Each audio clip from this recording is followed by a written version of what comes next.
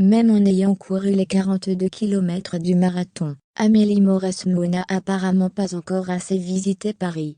La championne de tennis, devenue directrice du tournoi de Roland-Garros pour l'édition 2022, a profité de son passage dans la capitale pour monter tout en haut de la tour Eiffel avec ses 2 enfants, Aaron et Ella.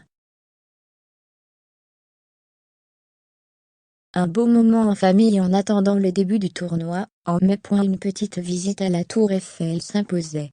Ce dimanche, Amélie Mauresmo était dans la capitale, pour prendre le départ du marathon de Paris, bouclé en 3h15, son record personnel. Ravie de sa performance, l'ancienne championne de tennis âgée de 42 ans, était aussi très heureuse d'avoir pu partager ce moment avec ses 2 enfants, Aaron, 6 ans et demi et Ella, 5 ans.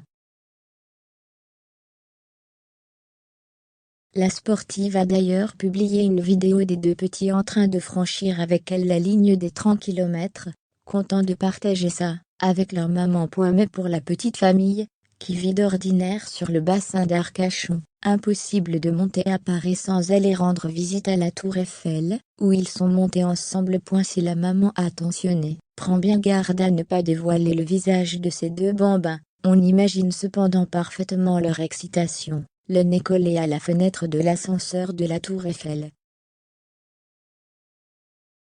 La championne en a d'ailleurs profité pour faire un clin d'œil à son futur bureau, Roland-Garros, qu'elle retrouvera bientôt. En effet, elle a été nommée directrice du tournoi en remplacement de Guy Forget, il y a quelques mois. Un défi de plus à relever, pour celle qui a tout de même gagné 2 grands chelems, été N°1 mondial, puis capitaine de FETU et entraîneuse d'Andy Murray.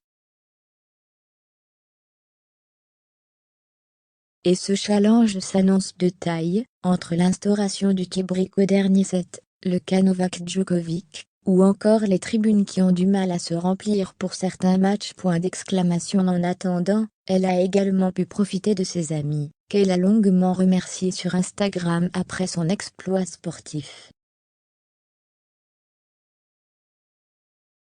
L'ancienne joueuse de tennis Pauline Parmentier, avec qui elle est très copine, était notamment venue la soutenir, tout comme le préparateur physique des joueurs français Xavier Moreau, son ami depuis 20 ans. En revanche, pas de Yannick Noah, son grand copain, qui a dû la suivre depuis le Cameroun, où il vit désormais. La veille, dans un post Instagram, elle avait également précisé qu'elle courait aux couleurs de l'Ukraine, pour soutenir les réfugiés.